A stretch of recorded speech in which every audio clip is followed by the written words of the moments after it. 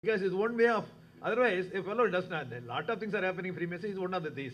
Some fellow would not have shown their face at all for 25 years in this Freemasonry, suddenly you'll get a medal, long-term service jewel. Long-term, staying away from the Masonry, you'll get a jewel. But likewise, I think, sir, at least in your time, you add this one and give some marks so that for attendance, so that people will get enthused to come to our meetings and all this thing more. And more than these things, this is not the correct platform for me to talk today. And thank you so much for your patient listening. Thank you so much for the opportunity given to me. Thank you, sir.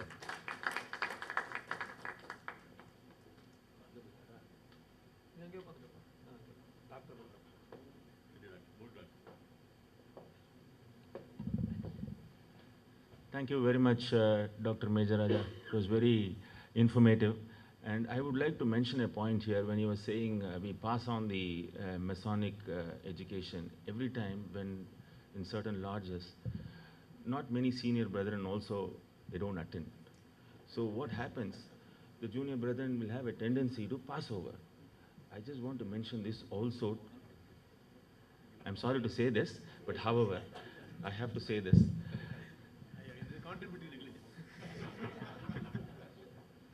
Thank you very much. Now I invite Dr. Biswakumar. Before we have a small cake cutting session.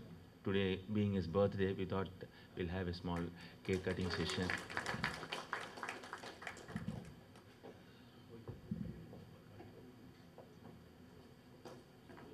Somebody got a match, please?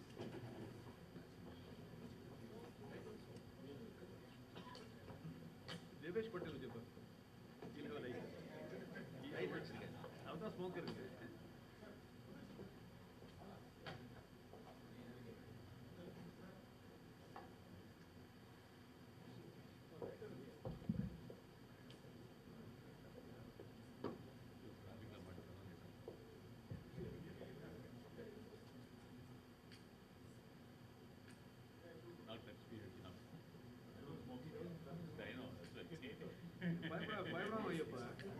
You're guilty. Hold it straight. Hold the lighter straight. Okay.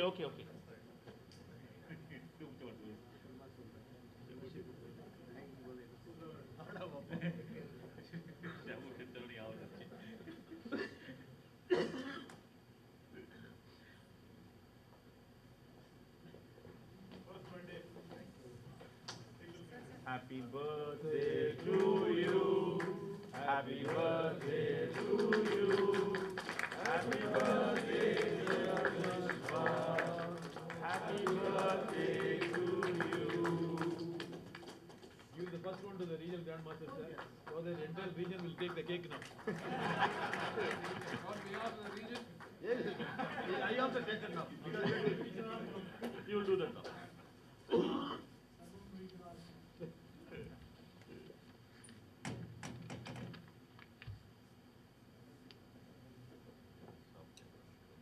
This is also on behalf of the region.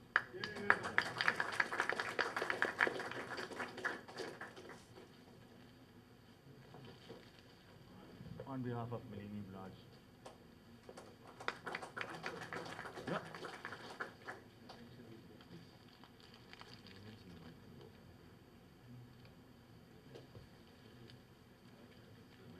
On behalf of all ruling masters of all lodges of Chennai, on behalf of all brethren at Chennai, on my own behalf of Lodge Accountant 94, I have great pleasure in giving this on his 73rd birthday. Don't tell the years. No, very bad. No, I must acknowledge there is one person 1 year older than me. So,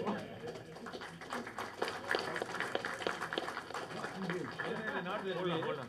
Because if you tell his age, the people find my age also now.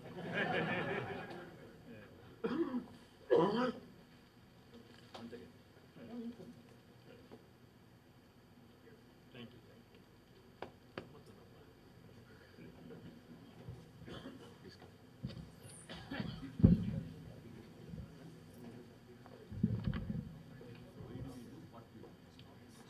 Good evening, brethren. Right worship of the Region and Master and my dear brethren. I'm really touched by your kind gesture. I knew something like this would happen, but I didn't expect the same. I'm sure you'll all agree with me, that was not a tendril, that was a Suravali. It was not a tsunami. The tsunamis come not exactly from the east, but from the southeast. So, Major Raja and me belong somewhere close by.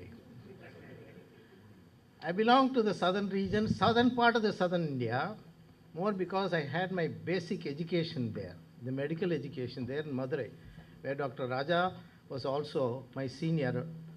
He didn't rag me, he was one of the anti-ragging people. We had a small anti-ragging group, a majority of ragging group, of which I belonged.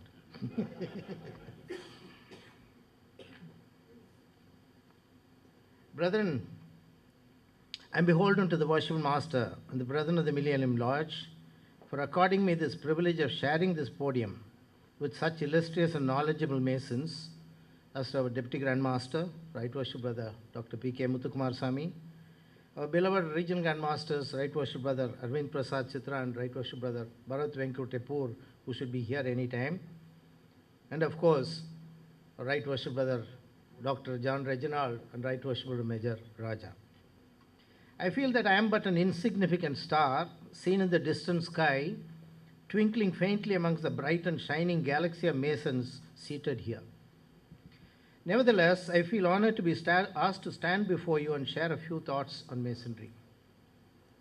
As a restless, ever inquisitive, rolling stone in Masonry for close to 4 decades, I have gathered no moss but a substantial degree of practical knowledge of what we set out to do from that night of my initiation, when I leapt out into the unknown. A night which to me, as it was for most of us, one of great mystery.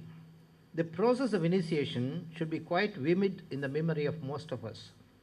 The more dramatic the ceremony was for us, the more deeply etched are the memories of that evening. We were told very many things that evening which not many of us would remember or take serious note of. It is only when an initiate attends another ceremony of initiation that a recollection of his own initiation or the nuances and their implications are realized by him. Not many of us take serious note of the final words spoken by the worshipful Master that evening, exhorting the candidate to make a daily advancement in Masonic knowledge, of course, without neglecting the ordinary duties of one's station. That takes us directly to the very heading of today's event, MIME, a name, an acronym that could have been generated, I'm sure, only from the creative mind of one of the architects of the genesis of this lodge. An abbreviation, as you all must be aware, of for Millennium Informatorium for Masonic Education. What a wonderful terminology for reminding us of what we should be doing routinely, as taught on our day of initiation, making a daily advancement in Masonic knowledge. So this event should be taken as an annual reminder for every Mason to set out to do a task which we should be doing as a matter of routine and a dire necessity to delve into the mysteries of the craft. The word mime is defined as to imitate, communicate by gestures and facial expressions without speaking in as many words. I shall take only one aspect of this definition, that of imitating. As children, we have all been very fond of imitating the actions of someone we came across, more often in a derogatory or satirical manner. As also, we develop our own traits by imitating what we observe in our elders, particularly our parents. That is how we find certain mannerisms in many members of the same family. Often this trait goes by the name of tradition. As we grow up, we tend to look up to some people in life whom we tend to emulate, if not do hero worship. Take for instance a young cricketer wanting to become a Sachin Tendulkar, or a young tennis player wanting to become a Rafael Nadal or Roger Federer. He tends to imitate every little gesture of his hero, even the tantrums of some of the heroes like John McEnroe. So the particular person becomes a role model for the young growing up lad.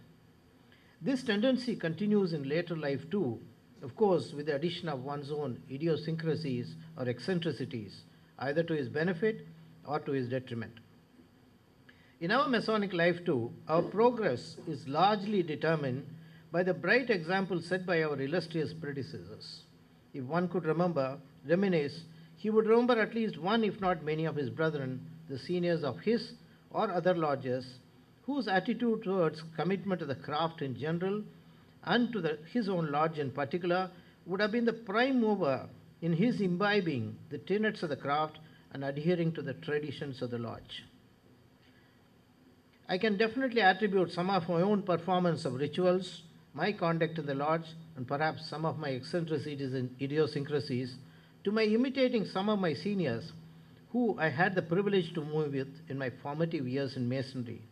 To name a few, giants like Brother E.N. Narayanasamy, Brother V.G. Ramamurthy, Brother Commander V.S.P. Mudaliar, Brother Dr. V.N. Chandrasekhar Rao, Brother Dr. M.S. Ekambaram, all of whom are in the Grand Lodge above, and Brother V. Rajendran, Brother R. Dwarakanath, Brother Captain P.R. Datta, and Brother M. Prabhat Kumar, who are still with us.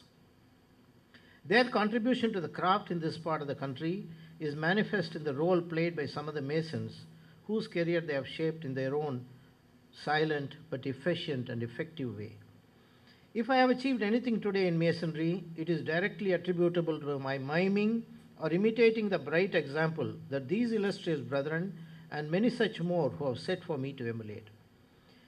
Although our ritual is basically the same for all the lodges under our Grand Lodge, one would find a great many variation in the performance of the same ritual in various parts of the country, particularly in the older lodges who owed their allegiance to different constitutions in their years.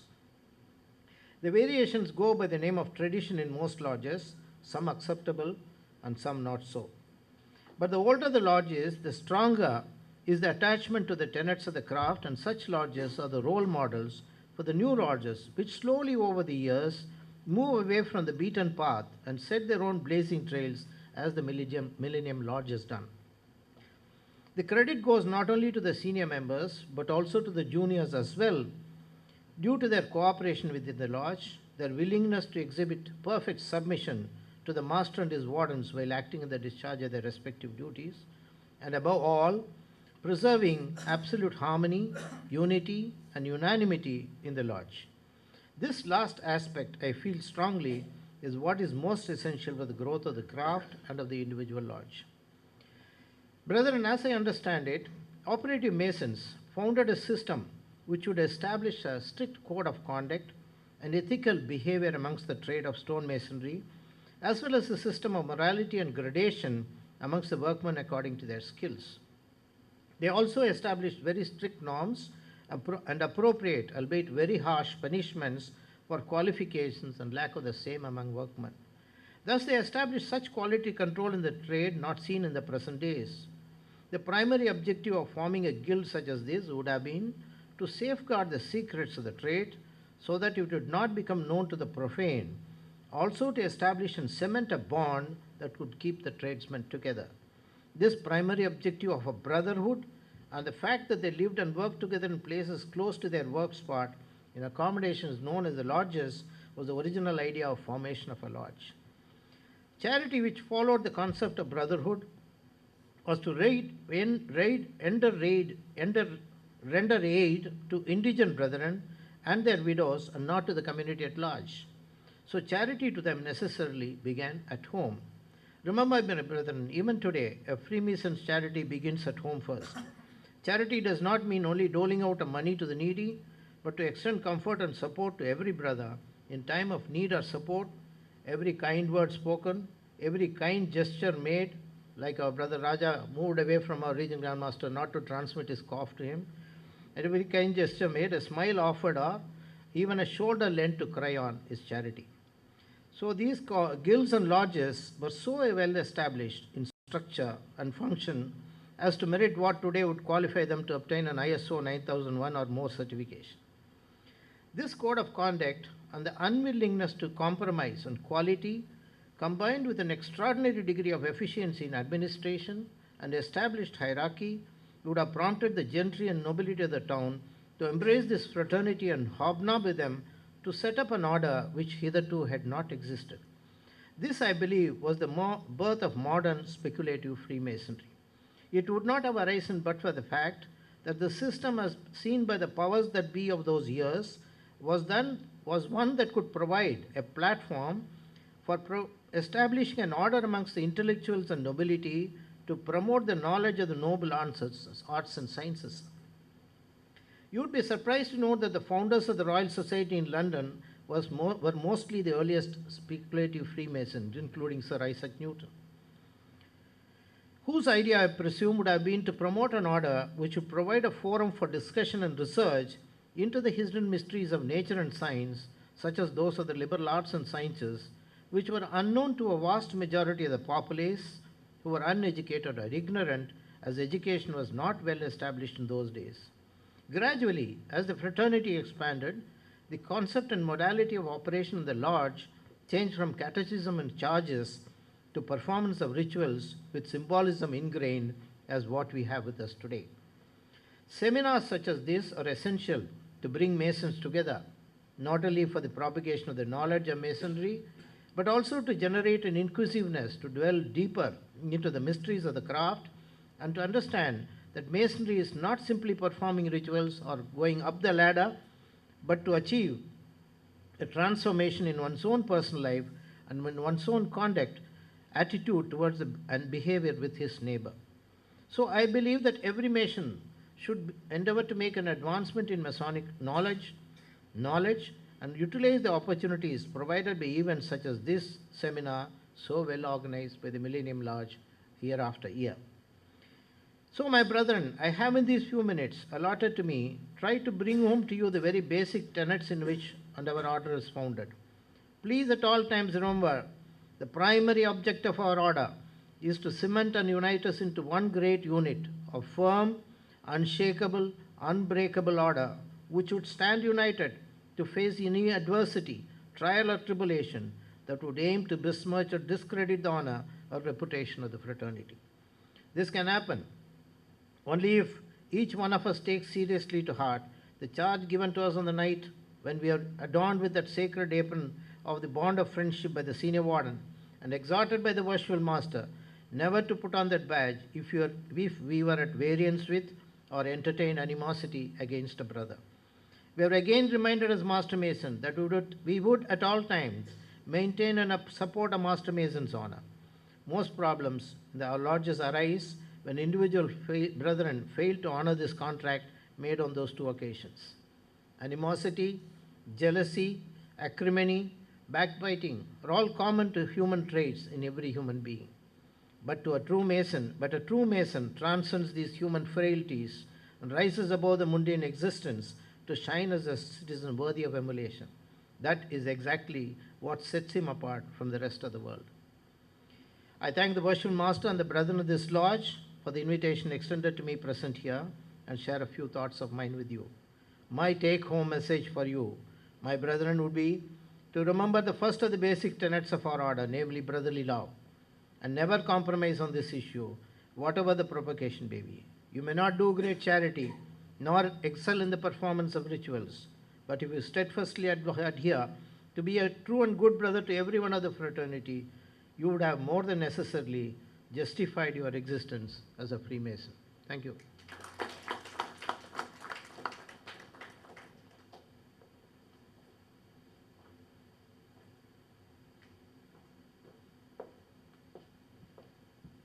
Thank you very much, Doctor. We'll definitely take that home, the message. And also, it was a lucid analysis of mine. Thank you. I now request our Regional Grand Master, Right Worshipful Brother, Arvind Prasad. Please come.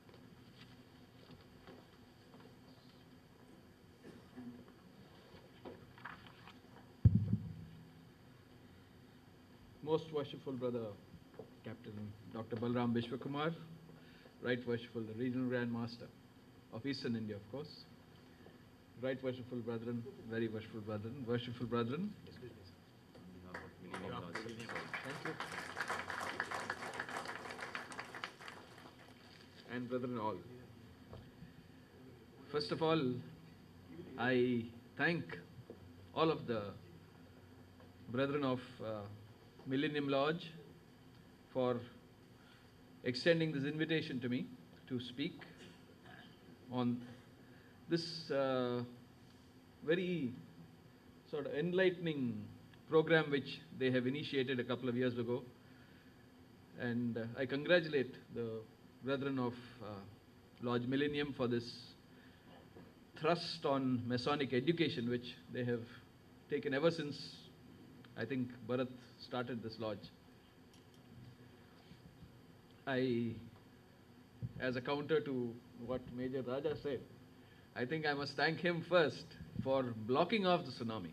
I'm told that Vizag is safe from tsunamis. The Vizag coast is not prone to tsunamis, and since it comes from the south or the southeast, wherever, I thank him for the protection. Brethren, I thought that I would be addressing a lot of master masons, entered apprentices and fellow crafts, but as I have learnt over the last few years, they are a very elusive lot. And still, I'll go ahead. Brethren, from the topics which are listed in the agenda, we find that they are talking about masonry and other things. But today I will talk about a character, a particular character whom we have come across in Freemasonry, that is Hiram Abiff. The central character around whom the story of craft masonry revolves is undoubtedly Hiram Abiff. Who actually was Hiram? Was he a real character, or was he the result of Masonic fiction? Is his story in the craft a mere myth, or is it a real story? This is a brief presentation prepared from bits and pieces of information available on the internet, which attempts to throw some light on this aspect. Before proceeding to Hiram himself, let us first briefly go through the story of the craft. King Solomon was the son of King David. David, who had conceptualized actually this construction of the temple at Jerusalem, around which activity revolves the story of craft masonry. He ascended the throne of his kingdom at a mere 20 years of age, and his most important accomplishment was the erection of a temple to honor the Lord. Prior to his death, King David had arranged for all the construction activity in every respect, be it the workmen, the supervisors, the vast resources required in the form of money, materials, and even the explicit directions as to how the work was to be executed. Solomon sought the assistance of Hiram, king of Tyre, an ancient friend and ally of his father.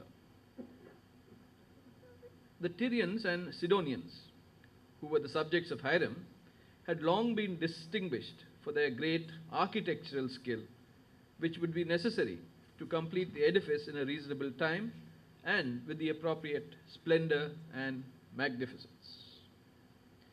King Hiram, mindful of his former enmity and alliance between himself and David, lost no time in fulfilling that promise of assistance which he had given. In addition to all this, he sent him a far more important gift than either men or materials in the form of an able architect, whom he called a curious and cunning workman, whose skill and experience were to be exercised in superintending the labors of the craft and in adorning and beautifying the temple. His name, as you all know, was Hiram Abiff. Hiram Abiff was entrusted with the general superintendence of the building, and ultimately the building was finished 7.5 years after it commenced. According to Masonic folklore, a martyr to fidelity and honor, his memory has been held sacred by the craft. Yet, historically, there is very little known of him.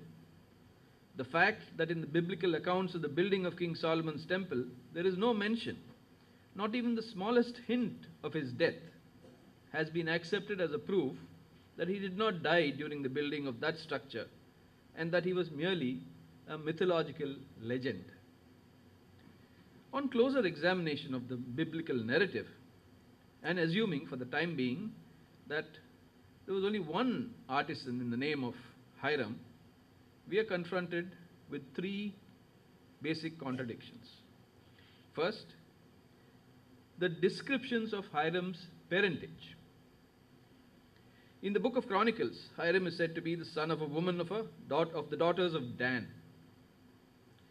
In the first book of Kings, he is described as the son of a widow woman of the tribe of Naphtali. Both these statements were made by experts. The tribe of Dan occupied the hilly country in the immediate neighborhood of the Philistines, and Samson, the celebrated warrior and patriot, was of that tribe.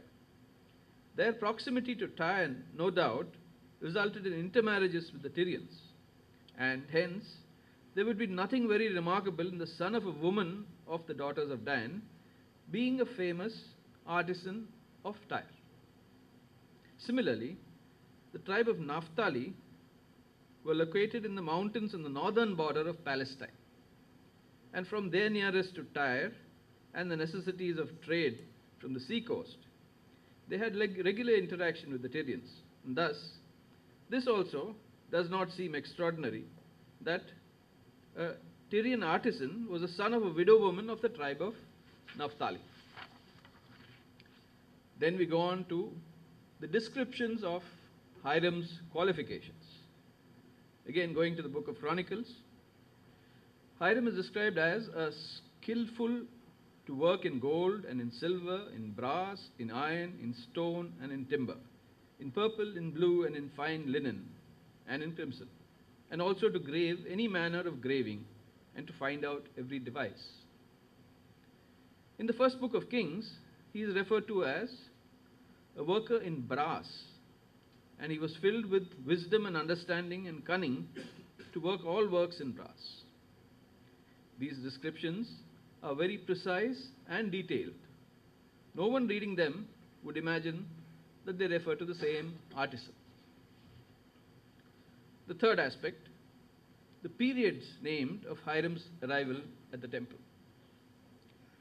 In the second book of Chronicles, Hiram, in his letter to Solomon, had said, "And now I have sent a cunning man endued with understanding," etc.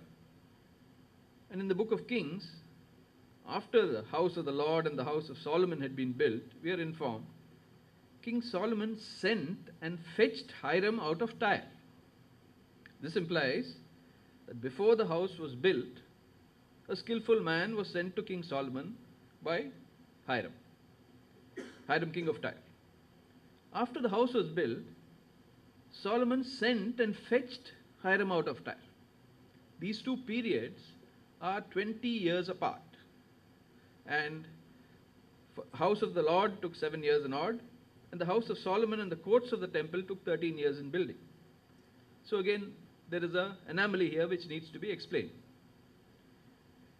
Again, going back to the first book of Kings, it is quoted, "So he built the house and finished it."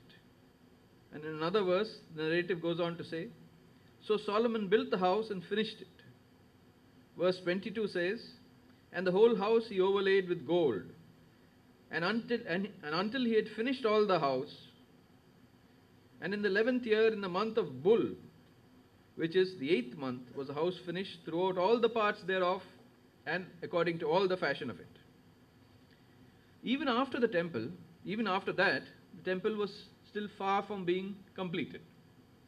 The outer courts and the houses of the kings, with all their magnificence and ornamentation, the pillars of the porch, and the altars and utensils of the inner court,